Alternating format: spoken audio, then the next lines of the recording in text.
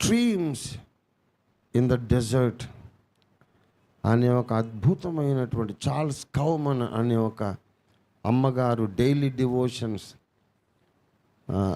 రాసి పబ్లిష్ చేసింది. ఎవ్రీడే చదువుకోవడానికి డైలీ డివోషన్స్. దాన్ని ఎడారిలో సెలయేళ్ళని తెలుగులో కూడా తర్జుమా చేశారు.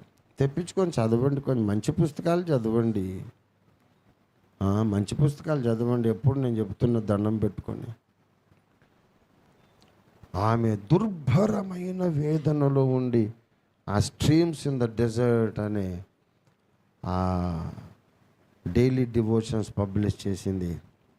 ఆమె ఎంత వేదన పడిందో ఆ పుస్తకం అన్ని కోట్ల మందిని ఆదరించింది.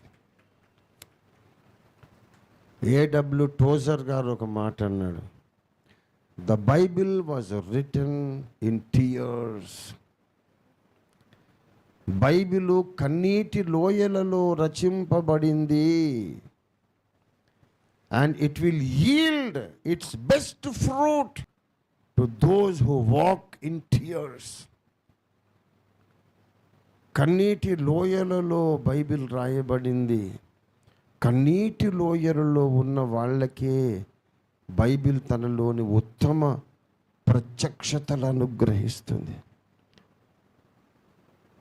బైబిల్లోని ఉత్తమ ప్రత్యక్షతలు ఎవరికి ఇస్తుందంటే, సరదాగా చదివేవాడు, విమర్శిద్దామని చదివేవాడు, వాడికి ఏమి దొరకదు. ప్రవక్తలందరూ కన్నీళ్ల లోయలలో ఉండి బైబిల్ రాశారు.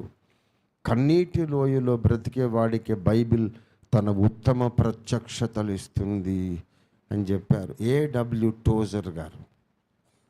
అందుకే వాళ్ళు మహానుభావులు. వాళ్ళు చేసిన ఒకటే స్టేట్మెంట్ చాలు మనం బ్రతికిపోవడం. ఒక్క స్టేట్మెంట్ చాలు అంతలా ఒక గ్రంథం రాయడానికి.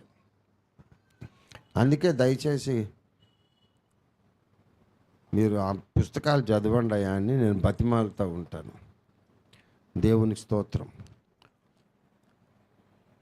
ఎంతో వేదనలో ఉంటే తప్ప బైబిల్లోని ఉత్తమమైన ధనరాశులు మనకు దొరకవు.